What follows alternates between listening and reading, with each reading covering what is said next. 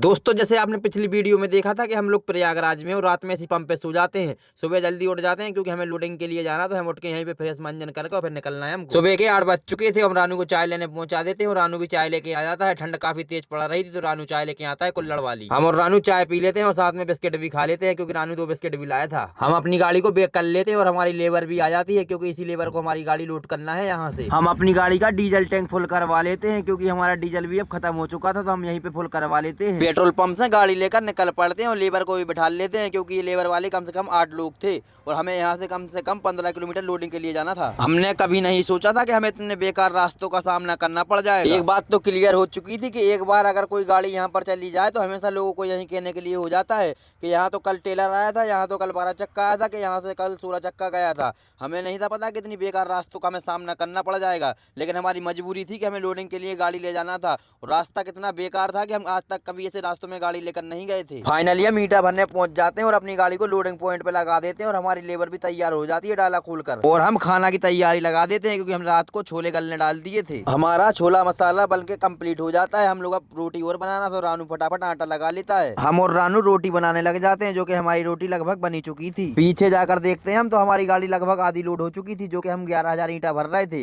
और हमारा माल ये रहने वाला है रीवा का। हमारा सफर है प्रयागराज टू रीवा। फाइनली हमारी गाड़ी लोडिंग होकर कम्प्लीट हो जाती है और हमें अब पेपर का इंतजार था। जब तक हमारी गाड़ी में धूल लगी है तो हम इसको साफ कर लेते क्योंकि हमारी गाड़ी काफी गंदी हो चुकी थी। सफाई करने के बाद हमें सोदी पे आ जाते हैं और हमारे कपड़े भी गंदे हो चुके थे अब, क्योंकि हमें नहाना भी था, तो हम और रानू दोनों मिलकर नहा लेते हैं। नहा तो हमने लिया था, यहीं से अपने लिए पीने का पानी भर लेते हैं क्योंकि यहाँ पर बोर का ताजा पानी आ रहा था। गाड़ी लेकर हम यहाँ से निकल चुके थे और मेन हमारे लिए अब चुनौती थी यहाँ से गाड़ी मेन रोड तक ले जाने के लिए, क्योंकि रास्ता काफी खराब था। तो हम गाड़ी लेकर यहाँ से निकल पड़ते हैं। थोड़े आगे चलते हैं तो रास्ते में एक तार अड़ जाता है, तो रानू उस तार को हटाने लगता है। हमें बचते बचाते गाड़ी को निकालना है क्योंकि ये रास्ता 1 किलोमीटर खराब है। आज तक हम जहाँ तक ईंटा भरने गए सब रास्ते हमें खराब मिले हैं और हम जहाँ ईंटा खाली करने गए वहाँ भी रास्ते हमें खराब ही मिले। सबसे बड़ा चैलेंज हमें इसी मोड़ पे था क्योंकि यहाँ पे रास्ता बहुत छोटा था और हमें गाड़ी निकालने में काफी मुश्किल हो रही थी, लेकिन हम आराम से और सावधानी पूर्वक अपनी गाड़ी को निकाल लेते हैं। गाड़ी निकालकर हम मेन रोड पर आ जाते हैं। अपनी गाड़ी को यहीं महुआ इमाम में साइड में खड़ा कर देते हैं क्योंकि अभी नो एंट्री लगी है, रात को 10 बजे खुलेगी। हम एक चाय की दुकान पे आ जाते हैं और यहाँ अपने लिए चाय ले लेते हैं और चाय के साथ मट्ठी ले लेते हैं क्योंकि मट्ठी हमें बहुत दिन बाद मिली और यहीं से मट्ठी का पैकेट भी खरीद लेते हैं। शाम के 5 बज चुके थे। हम एक समोसा की दुकान पे आ जाते हैं और यहाँ पर समोसा खा लेते हैं। शाम के 7 बज चुके थे और रानू गाड़ी की कांच साफ करने लग जाता है। हम गाड़ी लेकर तो निकल पड़ते हैं, लेकिन यहाँ से अंदर नहीं जाने दे तो हमें बाईपास जाना पड़ेगा। हम गाड़ी लेकर प्रयागराज बाईपास पे निकल पड़ते हैं और मिलते हैं आपको दूसरी वीडियो में। जब तक के लिए धन्यवाद। वीडियो अच्छा लगे तो लाइक जरूर कर देना।